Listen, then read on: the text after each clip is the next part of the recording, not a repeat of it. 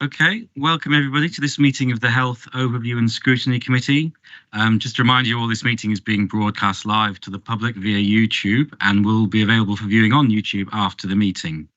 So just a reminder, please turn your microphone on when speaking and turn it off when you finish.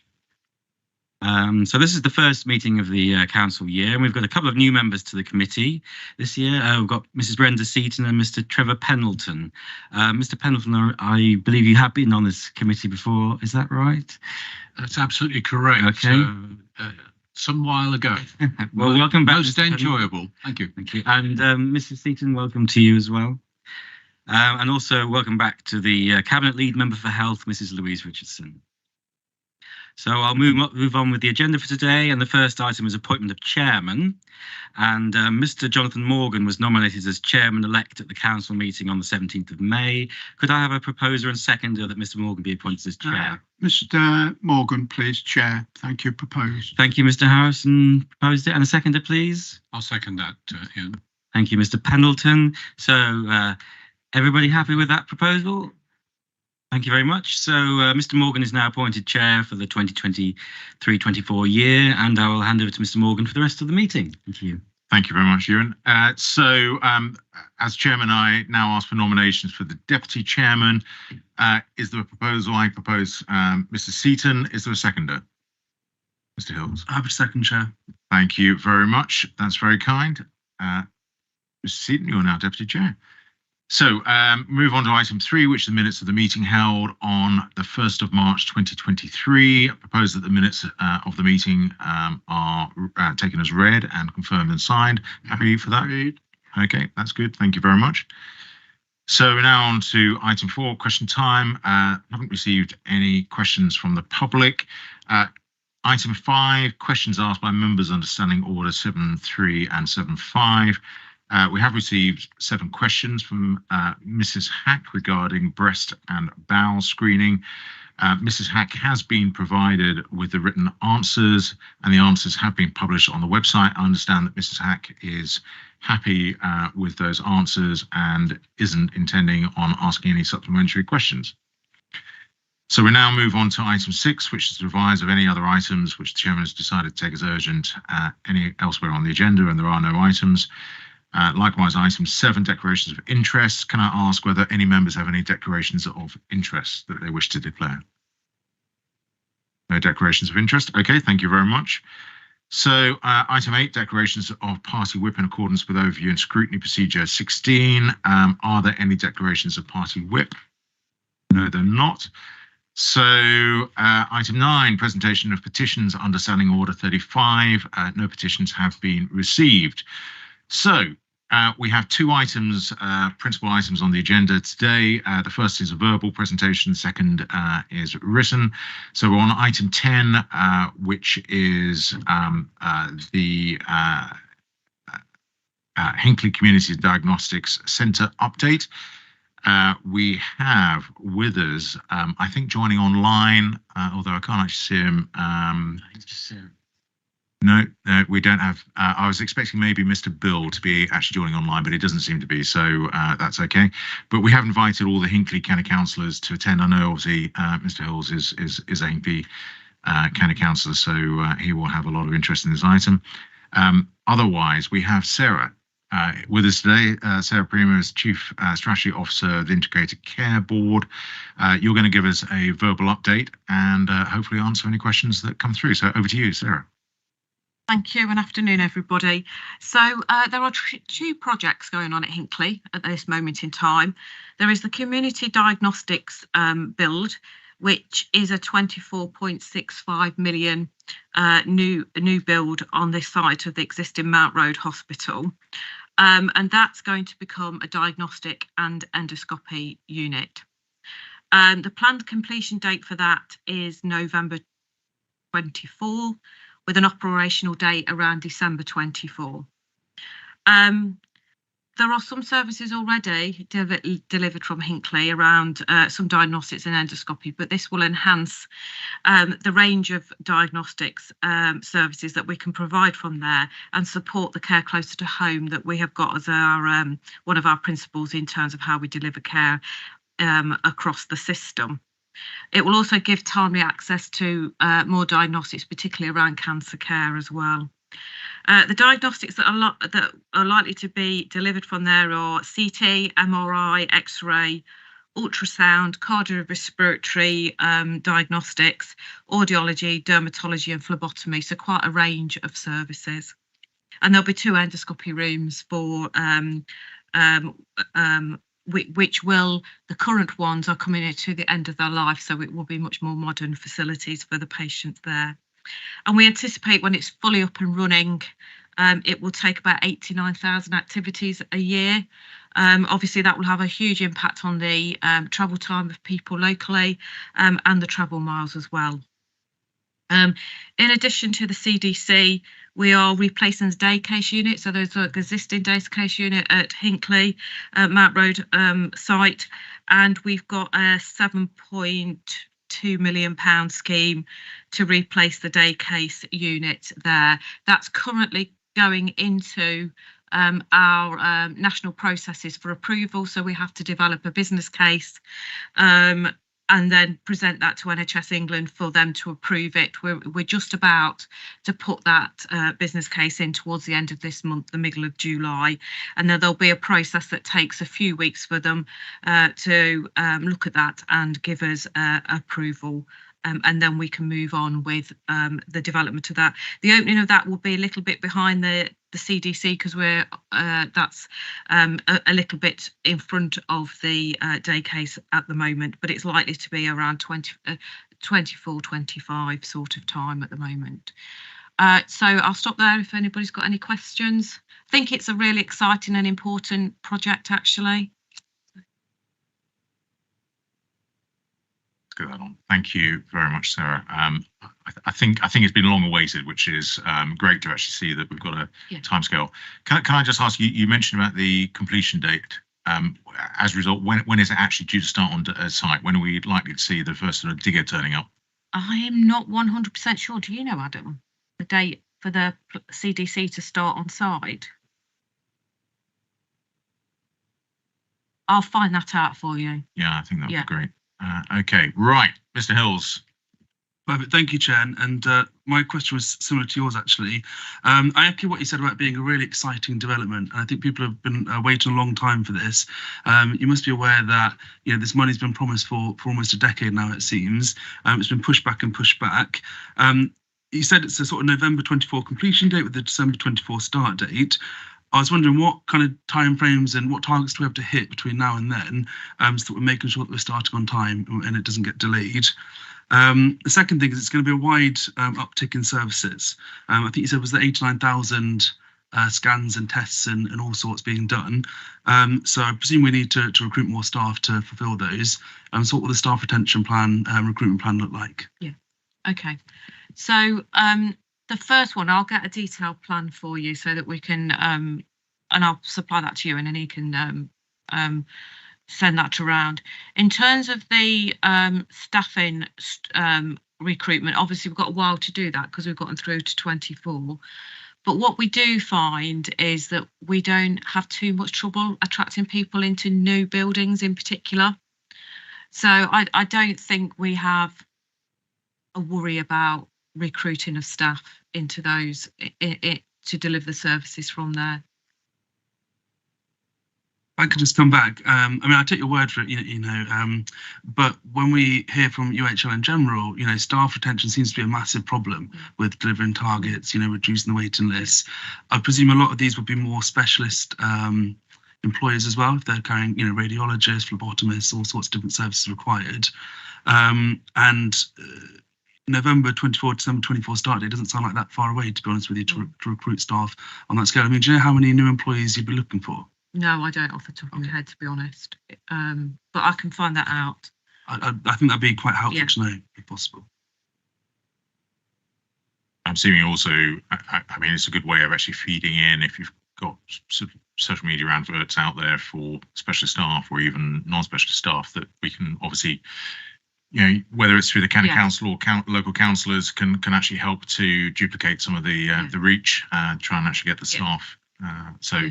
Working with partners, I think, would be really useful, really supportive.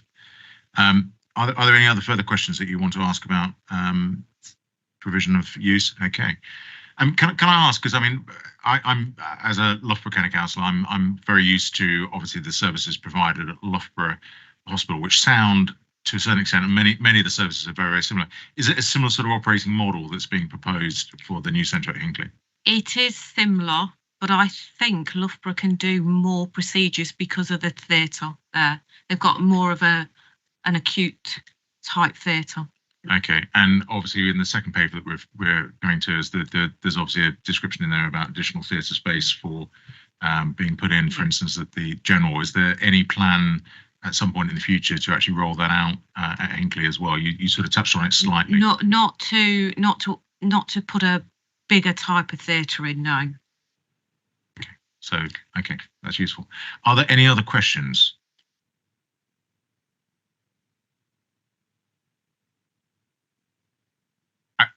We're actually on webcast, so if you want to, do you want to come to the front? That's okay, because otherwise nobody else can hear you. Adam, he's working on the CDC, so apologies. Just a quick one. Do I press? Yeah. Adam Andrews, the Associate Director for Plan Care in LLR. Just to say that part of what we're doing is redesigning services before they go in, so we don't transfer what we've already got into those services. So some of the efficiencies, productivities, and the gains we will make will be from how we will work in those facilities. So it's not like for like. So to answer your question about workforce, we will have different workforce models. We will work with developing with our universities and our training partners. How do we get different levels in to support that piece of work? So I don't think we just go big new building, let's just move it over. There's a lot more that goes on behind that around being efficient, productive, and making sure we use the wider finances in a productive way. So apologies, it's my first go at this. It's okay. It's opportunity to know that. Mr. Hills, you're probably going to ask the exact same question I'm going to ask, so I'll pass over to you in that case. Oh, I'm not sure about that. Well, thank you. Welcome to the Health Committee as well. Obviously, we've just finished a consultation about a month or two ago now. Will there be another chance for the public to input in this before we go to the final design? Yes, there's 2 more in the plan. So absolutely, yes. I think one is 6 months and then one just before we open. Thank you very much. Mr. Pendleton. Welcome, Adam. In that case, since you're having to recruit more people, it's the same thing really. Are you going to be able to get them from outside? Where are you going to get them from? Are you going to be able to get them from outside our catchment area? Are you recruiting actually from inside? How does this work? Because there are only so many bodies that can go around, and everybody in the health profession is in pretty short supply at the moment. It's a good question. I don't have the answer more generally, but what I can tell you that we are doing is working with partners. So what we don't do is go to Northampton and pinch theirs and leave them in a mess. We don't go to Cobham Warwick and pinch theirs. What we do is we try and work on how can we look at this workforce in a different way. So for example, how can we help staff come to work and give them the health and wellbeing support to make sure that we retain the ones that we've got? Can we give them parking? Can we give them career paths? Can we give them extra training so that actually they work to the top of the competence, and then we can start to get more of our own staying within our own system? We can also work with the independent sector. We can also work with partners that come in. So piece of work I'm working on is around how do we work with independent sector providers to come in on a short-term basis, but then they have the knowledge transfer, so that what we don't do is we're then beholden to them going forward. So that's how it's going to be team and laid up. You're right, there is a pool, and I'd be a fool to sit here and say, yeah, we've got a plethora of extra staff, but we are being innovative, being creative, and we are working on making sure that we look after the staff that we have. So your packages then are most important, of course, and that will determine how fast we recruit. So in actual fact, looking at other health authorities' packages is a part of your job. So if you haven't yet done them, how do we stand, may I ask? Are we good? Are we average? Are we below average? Where are we going to go here? How aggressive are we going to be? Oh, it's a funny phrase, aggressive, and I feel unusual, you know, when that gets asked. So apologies. I think we're working with other providers and ICBs who are probably slightly advanced in the way they manage health inequalities as regards how they work within their systems. I think from a workforce perspective, I don't think we are behind the curve. I think we're doing really well, actually, and I think we are an employer of choice. I think people would come into Leicester. What we want to be in the future is a net importer. We want to be a net importer because we're a big teaching hospital. We want people to come and work here. We want people to come here for their treatment. Health and wellbeing, I think the only reason I mentioned that is because we've done really well. We're going to move forward faster and harder on that over the next months. Thank you, Chairman. I know we at County Council are very mindful of this, and we pride ourselves in being as good as we possibly can be with our employees, and it's nice to hear the health area is doing the same thing. Thank you. Excellent. I'm going to ask Mr. Hills and then Mrs. Newson. Thanks, Chair. Yeah, just following on, I thought I'd feedback a couple of conversations I've had with nurses that work on the Hinckley site right now. I think you've hit the nail on the head, in as much as they like working there. It's a positive environment. Obviously, everyone wants to be paid more, but it's also about the extras, things like, you know, staff parking.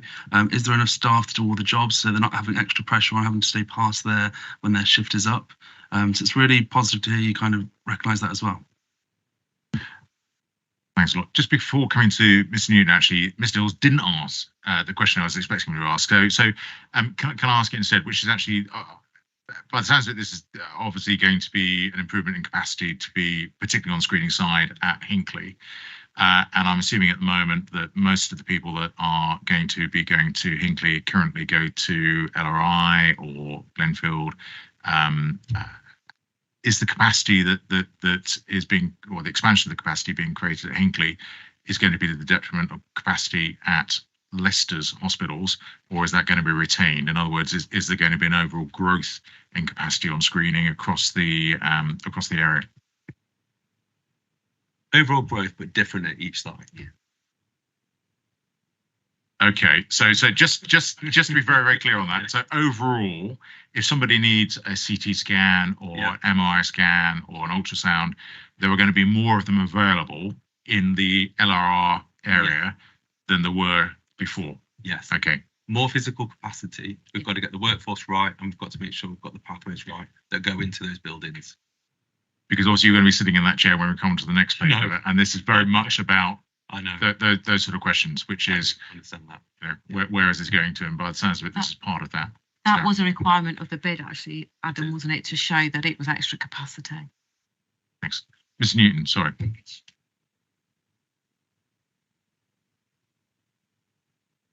I put my glasses on and see what I'm doing, or not, as the case may be. It really is more or less about how you're measuring your outcomes in many different ways. For example, the one, it was paragraph 11, the one I was looking at, is in terms of restorative and recovery, the elective care assists. You're on the wrong paper. Oh, sorry. I should put my glasses on. We're still on paper 10, which we haven't come on to paper 11 yet. Okay, then that's I'm way ahead of myself. Sorry. I'll still be sat here on 11. That's So okay. Do you want to come back? Probably you've now given them an idea of what kind of question you're going to ask. Put my glasses on, I'll see what I'm doing. They're broken, that's the problem. Okay then, but you can answer that later then. Or not, as the case may be. Do you want to push your button there as well? Yeah. Then you're off. Sorry. That's okay. Thank you very much. Right. Are there any other further questions? It looks as if everyone's desperate to get into paper 11, but Mrs. Seaton.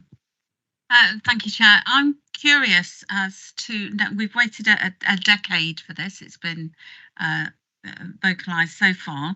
And why aren't we having it to the standard of Loughborough? Why aren't we having that theatre that can do other elective surgery? Please. So I think it's about money availability, to be honest, and also site constraints, and also the activity that we would want to do on that site. It's a combination of those three things. I'm also assuming a bit of it might be from sort of where places have come from, in the Yeah. sense that Loughborough had Yeah, historically always had always been. even had its own A&E up Yeah. until probably 20 or 30 years ago. Yeah. Okay. Thank you, Mr. Chairman. Yeah, I was quite relaxed listening to all the questions and the answers, but then that caused a little bit of concern because we're building a future. It's not historical, it's not in the back. This is going forward.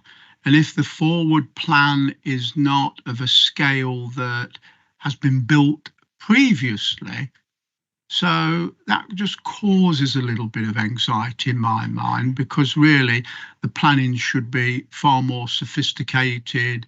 It should be looking at comfort. It should be looking at volumes, the whole thing. So the previous speaker, your colleague, spoke eloquently about the gains of it. But I mean, that is just fundamentally something that just, the wheels falling off, because now you haven't got the space, you're not the right site, you've not got this, you've not got that. Well, I mean, over those years, you must have had your wish list and thought logically, what do we need moving in the 21st century? How are we going to do these things? And yet all of a sudden, I just think, oops, wheels falling off. So it's a backward may do and not advancing. So I'm just a bit sad with that. No, I didn't mean it to come across like that. I think what we've done is we've planned what we need there.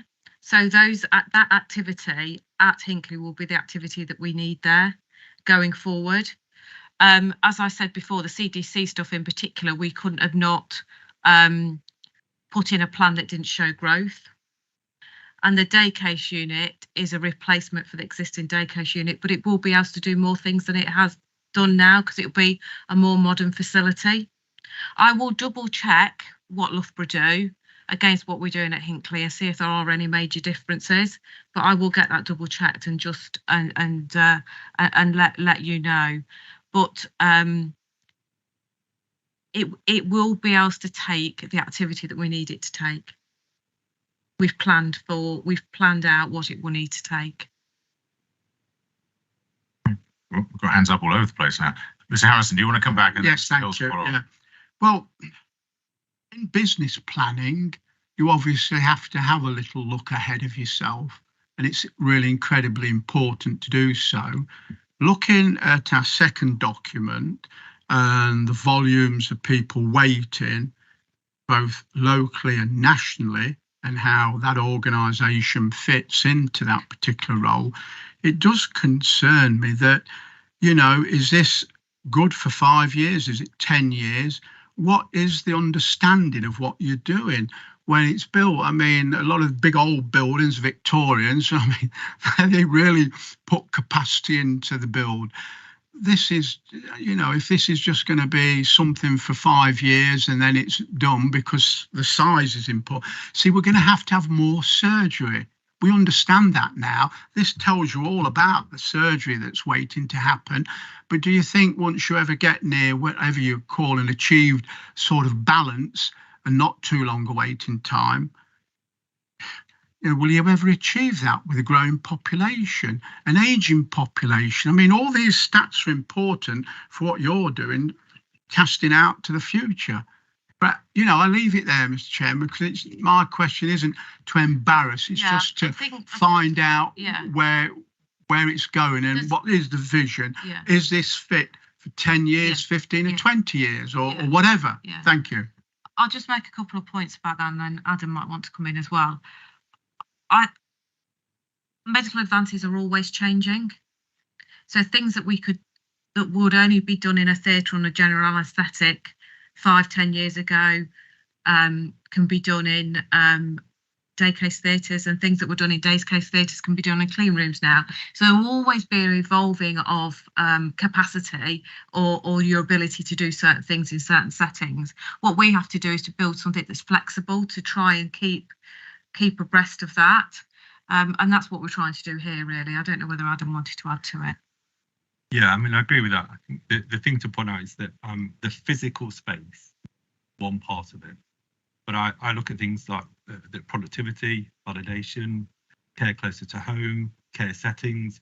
How do we engage with populations that are vulnerable in our system that necessarily don't need to come to secondary care. And we do an ongoing capacity and demand review all of the time as part of these projects. And as part of the investment, we have to do that on a consistent basis. So again, it's something, if you want to bring that forward about how are we managing the future capacity and demand for LLR, we can bring that, because that's something we have to do, and it's something we take very seriously. And it's not just around those top long waiters, it's about those that potentially aren't getting care that they need, and it's about patients, and then how do we design services around those. So it's not the big builds all the time. Sometimes it's very small community settings, working with PCNs, working with primary care, and then how do we move services into those.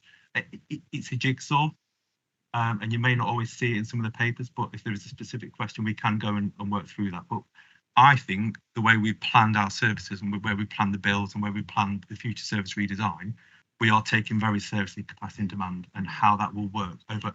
I couldn't say to you, is it every 20 years? I don't know that today. So I don't know whether our buildings will be a 20-year building or a 30-year building, but I do know that that's part of how we've approached the planning and the programme of work.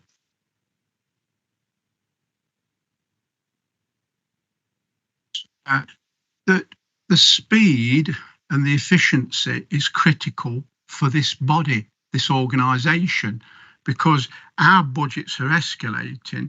We care in the community, and it's because they can't walk, because they need new hips, they need knees. There's a whole range of things, but we're there. And then if you send people out too early, we're there again. So our bills are escalating all the time. And really, if we had an efficient partner working with us, it would be a lot easier. That's all. That's a thought I just want to leave in your mind, that whatever you do affects other bodies as well. Thanks a lot. So you just touched actually on an area that I know I want to bring into the joint HOSC when it gets going in the autumn, which is actually about the overall approach across the LRR area on identifying blockages and restricted points, and then the sort of the strategies and work plans that you have to actually unblock, enlarge, whatever. Now, clearly, this is one of those, but I'm assuming there are probably dozens, if not hundreds. And actually, it's having a look at that overall approach of what's the big plan for actually mainstreaming the health provision across the county and city and Rutland to get the most out of what clearly capacity-wise you've probably got overcapacity in certain areas, and actually blockages leading to that capacity in others, and the frustrations from your perspective must be immense, but also there's probably dozens of work plans of how to actually correct some of those the capacity issues, as Mr. Harrison sort of pointed to.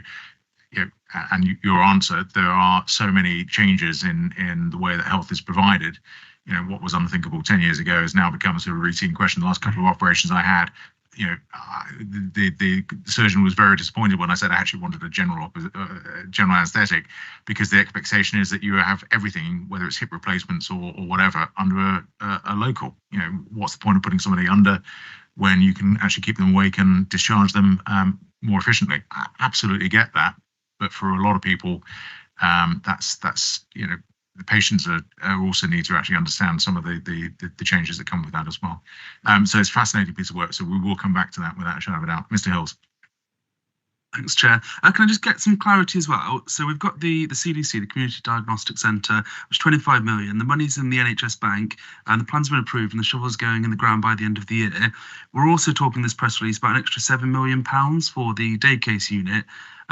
You mentioned, though, that it's subject to a business case that's going to be submitted next month or imminently.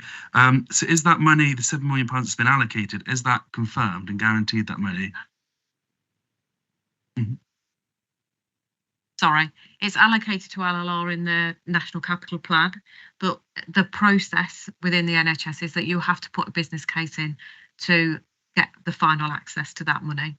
So we're working with NHS England, developing the business case, and it's a process that you have to go through to prove things like value for money, and that you've got a robust programme management approach to it, and etc.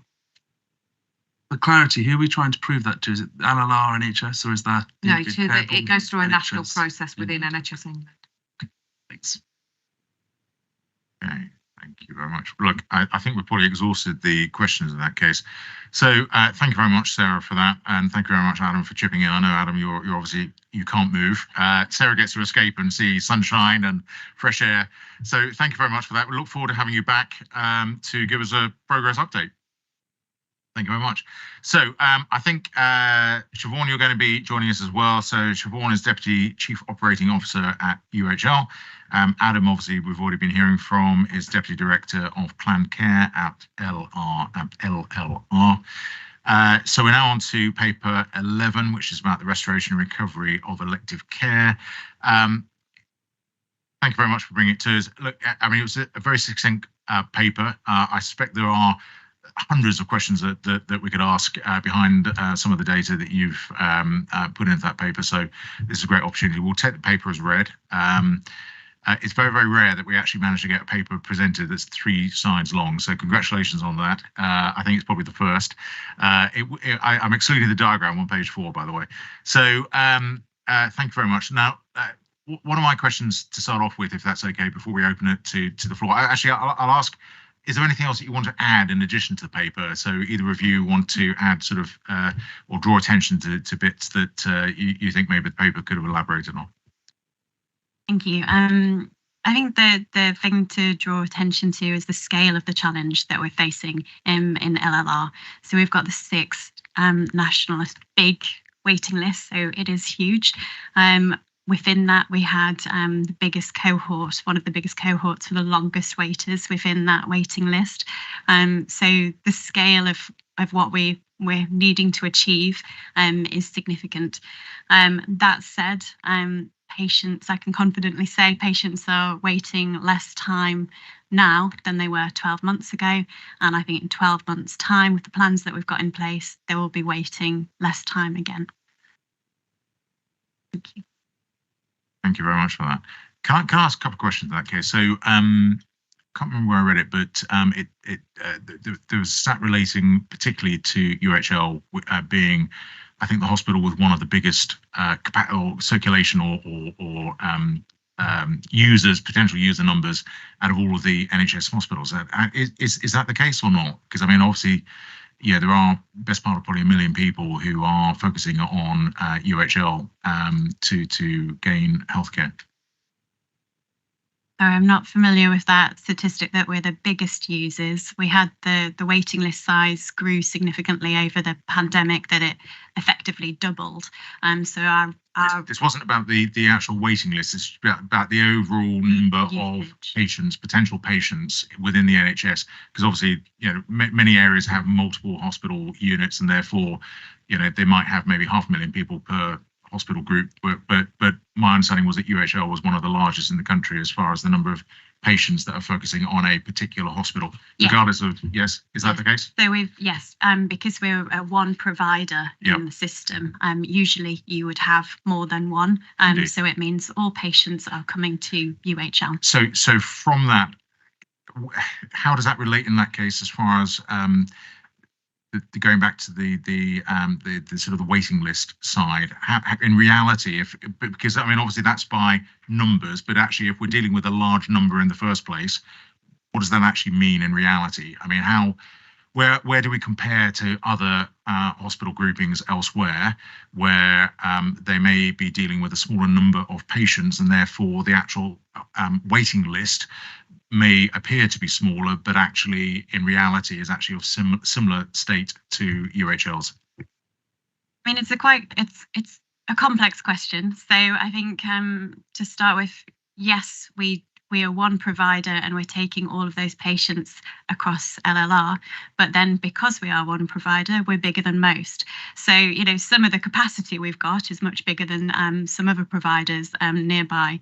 Now, there are specific issues within that. So we know that our number of acute beds is less per 1,000 patients than we would like, and compared nationally and benchmarked. Same with our ED department, there's only one ED, and there isn't an urgent treatment care centre within the city, you would normally have that in another city. So there are bits where we're not the same, but for elective pathway and for the waiting list, we do benchmark fairly well in terms of numbers of theatres, for example, numbers of staff, but it really depends at what section you're looking at. That answer could change. But overall, I don't think it's too helpful to get bogged down with the size. Yeah, so I think two questions. One is, as a percentage of the population comparisons, we're improving. As absolute numbers, we're also improving. So it depends how you want to use your statistics. So yes, I understand the question, understand the nuance to the question. We're moving forward in both. We try not to use that as our barometer around how we manage dealing with the recovery, because actually I think it gets in the way. So agreeing with Siobhan in that way, but both are going in the right direction.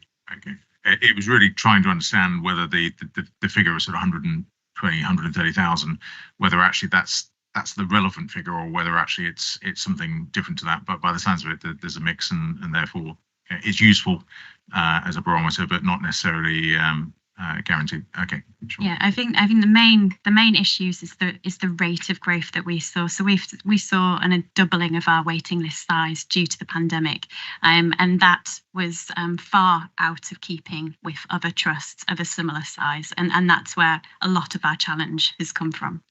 Okay, that's very useful to know. Thank you very much, Mrs. Newton. Thank you. I'm really on page 11 and I'm really looking at the progress that you've made in reducing waiting times, especially for those patients who are waiting longest. I see you've virtually eliminated all those patients who have been waiting 2 years for treatment. I just wondered, at some point in the future, will you come back and tell us how well you're performing on that particular one?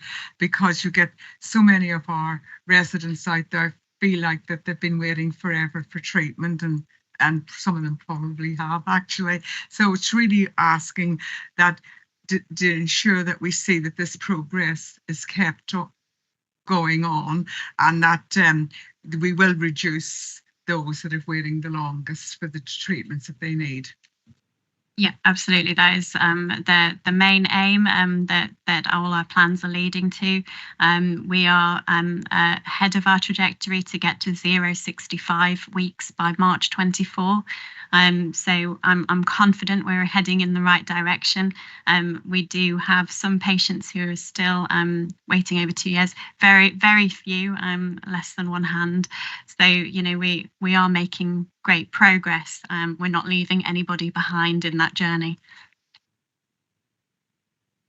Aylesworth, I think you're next. Thank you, Chair. Yeah, a few questions really.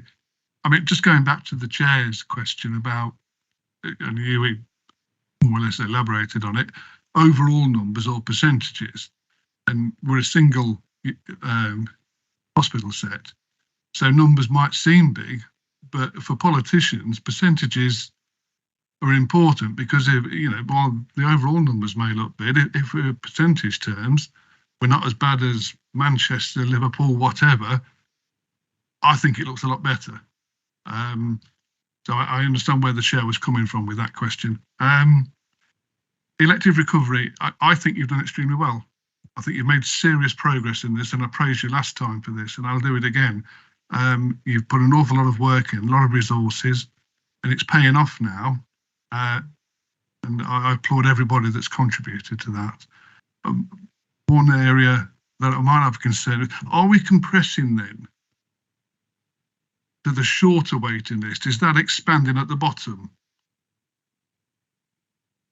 So we have what we'd call a healthy shape to our waiting list. You'd expect the majority of people on the waiting list to be in the lower weeks, and those at the highest to be a very small tail.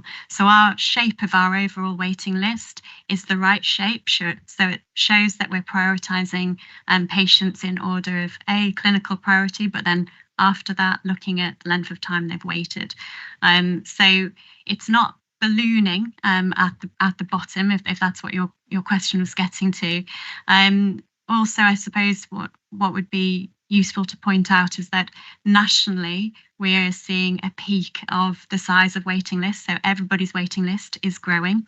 Now in LLR, we have seen for the first time in 4 years a reduction. So we are starting to see it go down, which is brilliant, and I'm incredibly pleased about. But that is starting to slow off, and now we are going to do a bit more work to understand where the demand is coming from, so that we're concentrating on that side of the problem as well.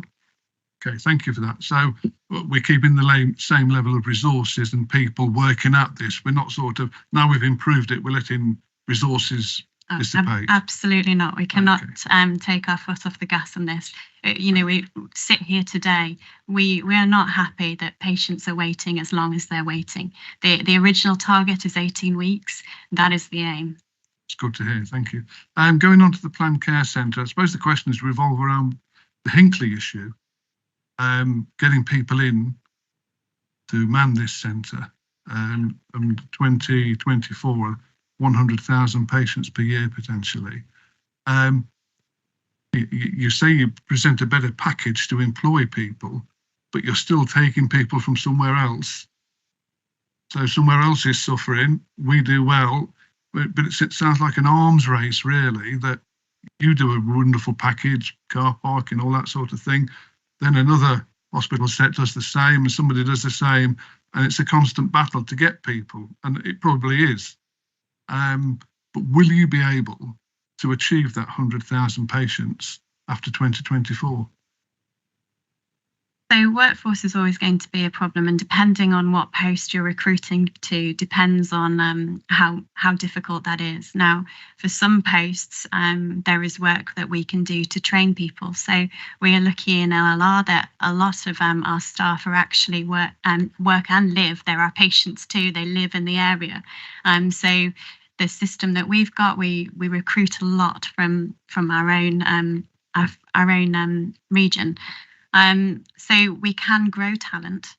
So that's important. Obviously, for some very skilled posts, we are looking at those who are already skilled and have those qualifications. But I suppose the longer lead time that we have, so now we know that Hinckley is going to happen, we can start recruiting, and we take that risk now. So we're starting to recruit straight away, as opposed to waiting until the facility is opened and then recruiting. And it's a similar sort of approach that we've been taking for the East Midlands Planned Care Centre. So again, that won't be fully operational until 2024, but there is a recruitment plan in place now, and we're already starting to recruit to some of those posts. Final question, Chair. This 100,000 patients will be purely extra capacity, won't it? We're not diminishing something elsewhere, are we? So I'm not fully cited to all of the CDC, but I think as Sarah explained, that in order to get the business case through, it was for additional capacity. So it would be additional activity, not a replacement. I wouldn't want to go on record to say that it's 100,000 more, because some things will come into there that Hinckley will give additional capacity, but I don't think, from my understanding, it's 100,000 more a year. There is a nuance to that question, because things will come in there from other facilities. We'll bring workforce together, we'll bring programs of work together, we'll bring pathways into that facility. I don't know what the difference would be from, we're doing 60,000 now and it's 100,000 when it's open, if there's a 40,000 gap. I mean, Sarah, I don't know if you know that, but I wouldn't want to mislead everyone, say we're going to all of a sudden do 100,000 more. But I don't know the answer to that question. It doesn't seem like that is actually the answer. But I just wanted to put that out with colleagues. Okay, thank you very much. Right, we've got Mr. Seaton, then we've got Mr. Harris, and then we've got Mr. Hills. Thank you. It does actually say 1,500 additional patients each year on here, so, but that isn't my question. That's yeah, right. Sorry. Yeah, that's what I'm reading. Oh, I'm 19 at the bottom of 19. But my question, thank you, Chair, was sorry, I'm a new girl, and this, you might all go, ugh, I know what that means. PTL, patient tracking list. Could you just roughly explain what that is? Because that causes 85% of your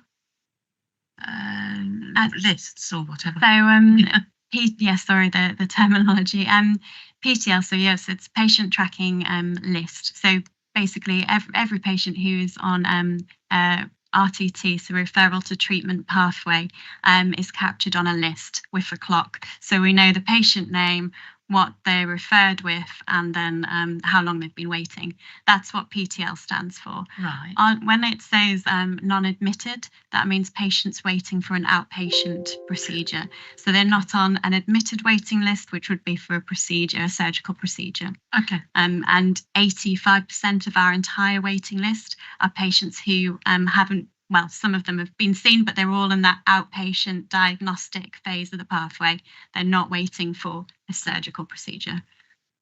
That's amazing. So yeah, you've obviously the never-ending queue, isn't it? So that's it is. I think when we're looking at the waiting list, then so there's a lot more we can do on that outpatient transformation route. So a lot more efficiency we can get, and there's a lot more capacity we can put into that area, so we can see people quicker, because not all of those patients will convert to needing a surgical procedure. Whereas with surgical procedures, it's the more costly, you need surgeons and operating time. It's much more difficult to provide extra capacity on that surgical procedure side than it is for the outpatients. Is that clear? Yeah, okay. Actually, it's an interesting point. So can I just, this seems raising an interesting point. So of the, so that 85% is of the 100-odd thousand figure that's quoted at the beginning. Yes, I can't see the exact paragraph, but yes, that sounds about right. Yes, the bulk of the waiting list is on the non-admitted side. And, yeah, paragraph 13. So of that 85%, from what you've just said, we actually don't know how many of those are definitely going to need surgery or. Yes, we don't know that at this point, no. So it's interesting. So the waiting list itself is at the moment quite a theoretical waiting list. Well, they're all waiting for something. They're not all waiting for. They're not all waiting for surgery. So the expectation, I suspect, when we talk about waiting lists from members of the public, is that we expect these are people waiting for surgery.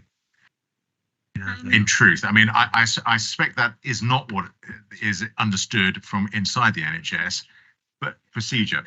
So treatment. So from a member of the public perspective, that somebody is waiting for a hernia or is waiting for somebody who's had a hip replacement. What we are not necessarily expecting is probably that huge waiting list to actually be somebody who's after a diagnosis or a course of pills or something that is non-surgical. Yes, I mean, it's so difficult to remember what it was like to have a public point of view outside of it. But yes, I mean, you will have patients who are on the waiting list who need a gastro opinion because they've got constant reflux, for example. That wouldn't necessarily revert to needing surgery for that. It may. So yes, it's built of patients on like that on the waiting list. Fascinating. Mr. Seaton, you've asked a killer question. Thank you very much for that. Mr. Harrison, another killer question. Thank you. Oh gosh, got to try and live up to that, have I? Well, I'd like to start saying thank you because I can see you've really tried to portray this. I'm concerned because there's no real intelligence. There's no showing me the blocks how this works. There's no proper numbers constructing this. This is a lovely little essay, and it's a prayer and a hope. When we had a question from Mr. Charlesworth, and it was a very good, genuine question. What shape? Well, it's not this, it's that. But I need to know numbers. What's at the bottom? What's at the top? The whole thing has to be understood. And lots of this is all, is it 100,000? Is it 1,500? And the look on your face, 1,500 sounds more realistic. How realistic is this, truthfully? Because I'm concerned, because it is just not. I would look at this as a business plan and think, blimey, all right, well, thank you very much. It's your first ever attempt, but there's a lot of science, there's a lot of understanding in this. I don't see any engineering in this at all. It's just whitewash and it's done. But it isn't done, because if we don't know there's a benefit, why are we spending 20 odd million pounds to gain what is the overall advantage? So there has to be some compliance. Put 20 odd million in. What do we get? Do we reduce the waiting list by 1,500? Is that really good value for money? Because the whole thing, and I speak with a little experience, I don't mean this to embarrass you because it's nothing to do with you, but when we had the city and county combined body, we had an embarrassing situation where the accountant said, well, there was 70 million or something that wasn't right, and it's not there. And I thought, God, where's that going? And then, well, no, there was another 60 or 70 million. Well, how on earth are you going to fund that? Oh, the government wiped it off. So that was an eye-opener for a member of a scrutiny panel to think that that can simply happen. So when I looked at this and thought, where's the bones? Where's the building blocks to it? How much benefit is all of us as taxpayers going to see from this provision? Because what we spend should have a cost benefit. And at the moment, I'm trying hard to try and be helpful. I can't see it. There's no numbers. So when Mr. Charles said, well, how's it looking? What's this waiting list going to look like? And how many have we got waiting 6 months or 12 months? And why have we got, you know, people at the top end in and out in a fortnight, 3 weeks? Wonderful. But it's the bulk of what the whole thing. So waiting lists are a real scourge and a purge in our situation, because it comes back to people like us at the county. But then you've got to think of people trying to hobble around for 2 or 3 years, need a new hip. So there's, when you look at it, there's consequences come all the way right the way down to somebody, whether they can actually walk a little bit or whether they need help to be able to walk, simply because we're waiting and waiting around for the service to be there. You know, so we know we had COVID, everybody has had COVID across the world, but you know, we have to pick up, we have to go, and we're told there's more people working now, there's more things happening. So the economy is moving better for jobs and people working. Never been so many people in a job. So I just feel concerned that it does not give me proper indication. So I like numbers. So I can see one number relates to another one number. So I can sit down as a simple person with a calculator and work out what the cost value is of 20 million against 1,500 people a year over how many years, and we'll know what it's cost to achieve that. So is it, can you understand what I'm saying? I don't see, it's a 3-pager, but there's no substance to it other than these are the ambitions and everything else. Thank you, Mr. Chairman. So I think some of the numbers are slightly a bit confused there. So I think, forgive me, Mr. Charlesworth, I thought was asking about the CDC capacity. In the paper that, and I'm afraid I can't read your name because Brent was quoting was for the East Midlands Planned Care Centre. Now, for the East Midlands Planned Care Centre, where the first phase is open now, we operated on our first on list a week ago.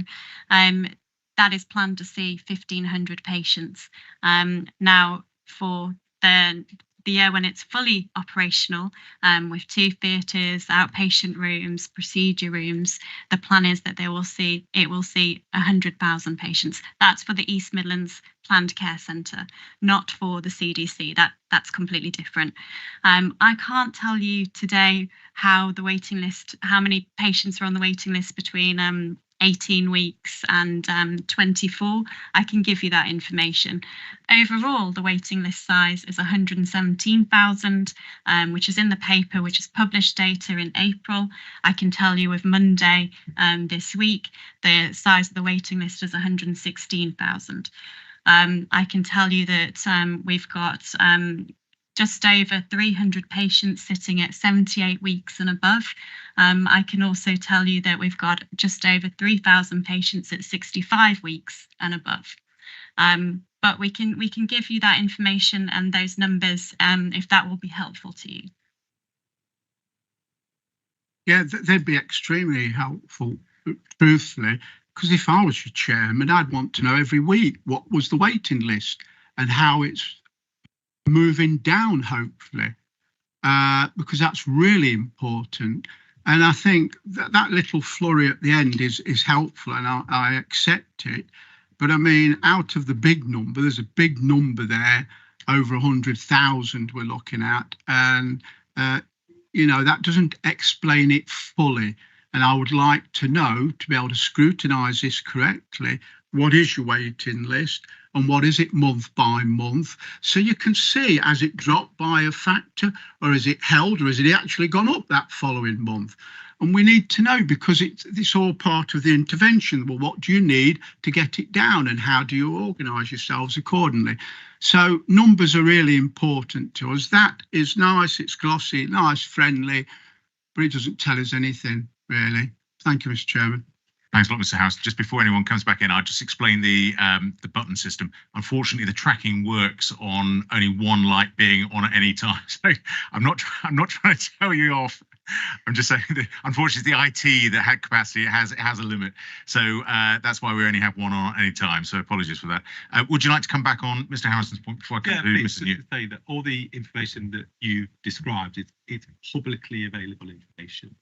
It's all published in a timely manner. There's a series of publication events that happen that can go out. What we have probably is a shorter form set of information for the most recent data. It's unvalidated. But if that's something you think would be helpful, it goes down to specialty level, it goes down to weeks wait. It's all available to anybody that wants to see it. So it might not be in the report, but it might be an omission that you wanted to see, but it is there, and we can appendices that to any report going forward if you want to see that. That's not a problem. Thank you very much. Yeah, just very briefly, that'd be wonderful, because if you look at this document, it's health overview and scrutiny committee. So by virtue of its title, we're supposed to ask questions to understand. That's our role. We're here to scrutinise. We're not here to say, hello, have a cup of tea. We'll do that, of course, and be polite. But we're here to ask pertinent questions that the public, who we all represent and serve, would like to know. So thank you, Mr. Chairman. Thank you, Mr. House. I mean, without a doubt, we'll have you back as an update for this. So I think having a few more appendices with a bit more data on, I think, would be really helpful. It helps to give a colour. I mean, you talked about the sort of the shape of that list, and I think it'd be really helpful to actually understand what that shape looks like, which I think would help Mr. Harrison's point, but also gives us an idea. It might be useful to actually see what the national comparison is as well, because quite often we scrutinise on this panel in particular, and we appreciate that it's a large entity that we're actually scrutinising, but actually quite often it's useful to see what our neighbouring areas look like, or what the national picture looks like, because only then can you really get a feel of comparison.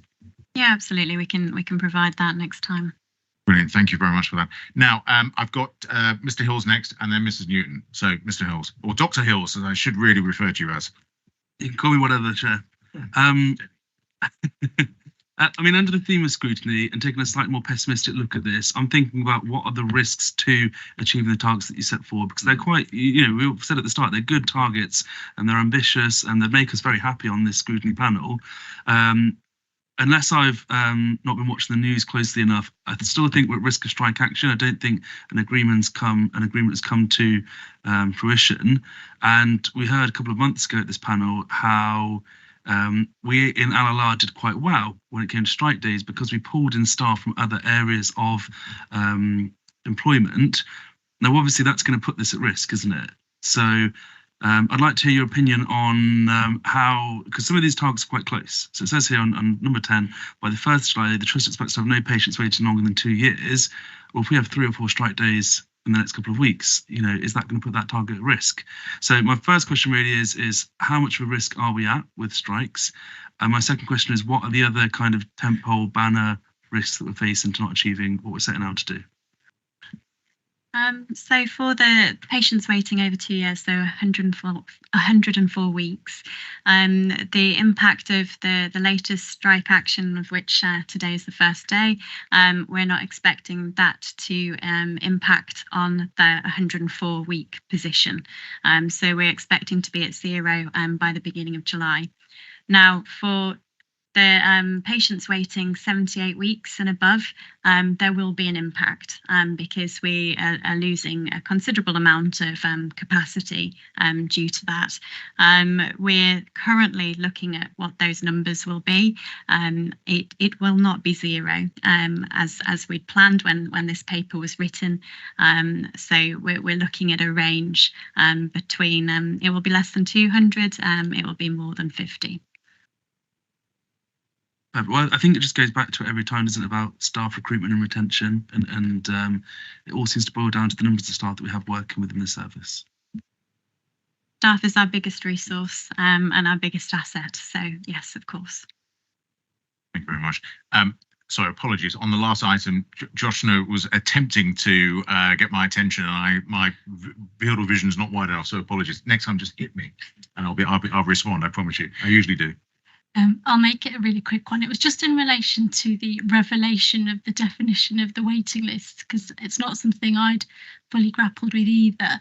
But I guess it would be helpful then as well to have some further information on the types of things that are causing your waiting lists and the times, because I guess I'm thinking more around the knock-on impact on things like social care, anything that public health can support with, around anything around prevention to bring those down further anyway. But if we know what your pinch points are, it's that kind of working across the breadth of all of us, I guess. Yeah, absolutely brilliant point. So we've developed the Planned Care Partnership in LLR, which brings together the provider partners, so LPT, UHL, primary care, and finance contracting, health inequalities, a number of people. It's only us, we've only done 2, but it's very much in the image of what you just described about how do we ensure that what we're doing doesn't have those unintended consequences, and then how do we make sure we maximise the opportunity. So what I would do is, if it would be helpful for you, share a summary of that for you for next time, so I can share that with the wider group. It's not anything that's private, you know, we're more than happy to share it. And then just a second point, I think with new members to the committee, we probably could do a one-pager just with some definitions and terminology that you can have, just because I think maybe that would be helpful for everybody. And again, it would just help maybe move some of the conversations forward. And I think it's always new to me when I come to these things. So you've been really kind to me, so I'll try and do the same in return. I'm happy to share a paper for everyone. Sure. Mrs. Richardson. Thank you. Just hearing about you setting up a partnership about it, would it be helpful to have someone from Public Health linked in? Because if we're talking, you know, prevention helps further down the line, I would have thought a connection there would be useful. Absolutely, yes. So we've got 2 colleagues on there. So Rue Abernathy, who works, he's the Health Inequalities Director at UHL. We've got Mark Pierce, who's the Health Inequalities Lead in LLR, and we have had a discussion around, right, how do we pull people in, because we've only had 2. We didn't want to bring everybody in at the start, so we just like walking through it. But yeah, that would really help us. So yeah, I'd love to be part of that. I think it would help us too, and with the way the ICS is set up now, I think we need those links in. Brilliant. Absolutely brilliant. Yes, please. Okay, thank you very much. Right, Mr. New, you've been very, very patient. Thank you. It's okay. In a sense, some of my what I was going to ask has been answered. I just thought in terms of restoration and recovery of elective care, I think it's very complex. You know, our family working in the NHS, so a bit of an idea what goes on.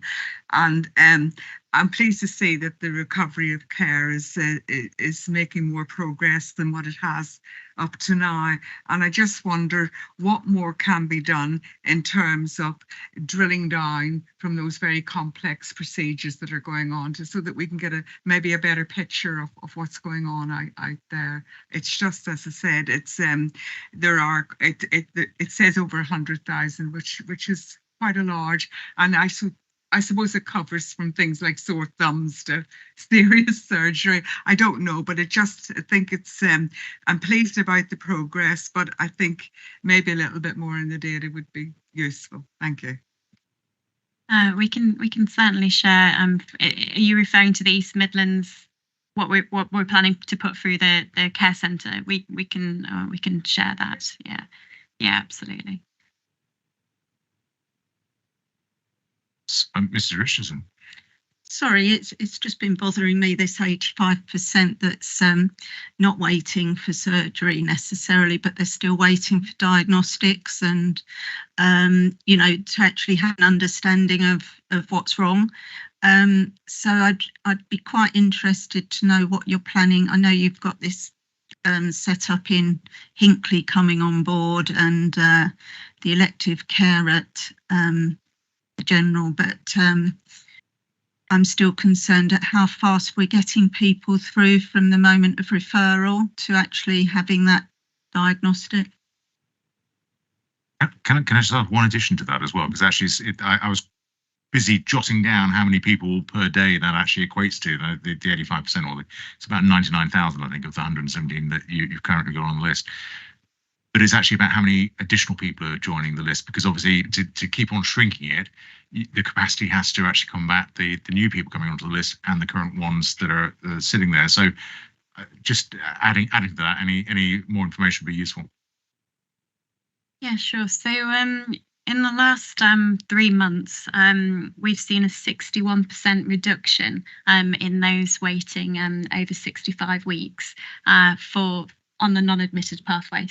So patients who are waiting for an outpatient appointment, that can be a first appointment, and they can be discharged at that point, or through that diagnostic stage. So we are focusing a lot of energy onto that non-admitted part of the waiting list. Within that, there are certain specialties that make up the vast majority of those waiting. Those are gynecology, ENT, gastroenterology, and ophthalmology.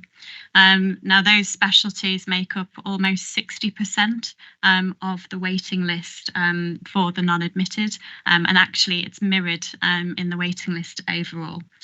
So there are particular specialties where we've got more challenge and that we're focusing on.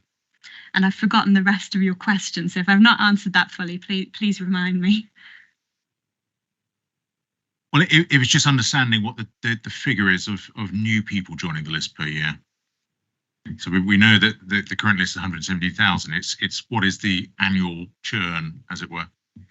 I don't have that figure off the top of my head. We can provide that, but what we are seeing is a shrinking of the overall waiting list, as well as a reduction in those numbers of patients waiting the longest. Okay, which suggests that our capacity for managing that list is actually greater than the people coming onto the list. Otherwise, it wouldn't be shrinking. Yes, so our plan has got 3 key bits. One is increasing capacity, and you've heard of a couple of those projects that we're doing to do that. Some of that is through the CDC, so extra diagnostic capacity. Some of that is operating capacity. Some of that is outpatient rooms, such as the East Midlands Planned Care centre. So that's the capacity piece. The other piece that we're doing is productivity. So how do we make our theatre lists more productive? How do we do more day cases rather than inpatients, so you can see more patients per theatre list, but also crucially they don't have inpatient stay, so you're using less beds, so therefore you could see more patients. So the productivity piece is huge. Now we're at the infancy of our work on productivity, but we have very good plans in place, working with a national body called GIRFT, which is Getting It Right First Time. It's an NHS body. They work nationally. We're partnering with them, and we're part of a pilot with a fancy name of Going Faster Further, and that's to try and get this waiting list down much quicker. So there's a lot we're doing in that productivity piece. The third part of our plan is partnerships. So that's working with other providers. So, for example, Northampton, who are very close to us, the independent sector, again, increasing capacity, but also where we have got capacity, also helping them. So there's a bit of you scratch my back, I'll scratch yours. Admittedly, at the moment, they're scratching our back more than we're scratching theirs. But within time, the plan is that we would have enough capacity to be able to support other trusts as well in certain areas. Okay, thank you very much. Okay, the next update to this one is going to be fascinating. So thank you very much for that. Mr. Hills. You just triggered a thought in my mind, actually, a question when you're talking about, are we saying Northampton, that we're quite close to, I think you said. Do I remember a press release about a month or two ago from the government saying that if you're on a waiting list, you can actually go anywhere in the country if they have shorter waiting times? When is that coming to force? You know, how's that being integrated into our plans? Yeah, I mean, it's in existence now. It always has been, really. I think what they've done is standardised the process around it, but choice has always been available. What we've now done is applied an accreditation process through integrated care boards, where you have to allow independent sector providers or anybody. It's not necessarily NHS to NHS, the choice agenda. It's more around new entrants that want to come in and offer that choice. Patients should always have been able to, via choose and book or via their GP, be able to refer to any organisation within NHS. That's not really new. If I'm don't know if I'm being too candid here, I don't know. But I don't think it's new. What's happened here is that the extension of choice is for anybody that maybe want to go to a third party or somewhere else that can come and offer that their local provider can't. It's more to do with the independent sector and other partners. I think that's my interpretation of it. I mean, certainly the choice. I mean, my GP is in Loughborough, and therefore, actually, the referral system has always been open to the 3 counties. Really, I mean, I tended to use Leicester, but Nottingham's always been an option. So interesting. My mother-in-law had a hip replacement or a knee replacement, I think, in Nottingham recently, because it was the quickest option. So it seems to work when it works, which is good. But it's good that people should know about it. Absolutely. Just very quickly on that, it's very important that from a health inequalities perspective that's managed, because not everybody can travel, not everybody can access that choice. So what we're trying to make sure happens is that any of the resources in the system aren't overwhelmed by access to that choice, because if you aren't socially mobile, you can't get the tram, you can't get the train, you don't have access to text, or you don't get the letter. We want to make sure we capture them and also offer them the same level of choice. And it's something we're grappling with at the moment about how do we ensure that happens. So it's not just one part of the population that could travel down to London, stay overnight, go and see a show and go. So that's something we're really trying to hone in on as new entrants come in to offer that service, because we don't want a 2-tier system, and we're really fighting hard to make sure that doesn't happen. So what you're saying is Hinckley residents will get priority at the CDC first. Perfect. Okay. You heard it here first. Well done. All right. Okay. We better close it at that point. Right. Before there's any comeback discussion. Okay. Look, I think we probably have pretty well exhausted questions.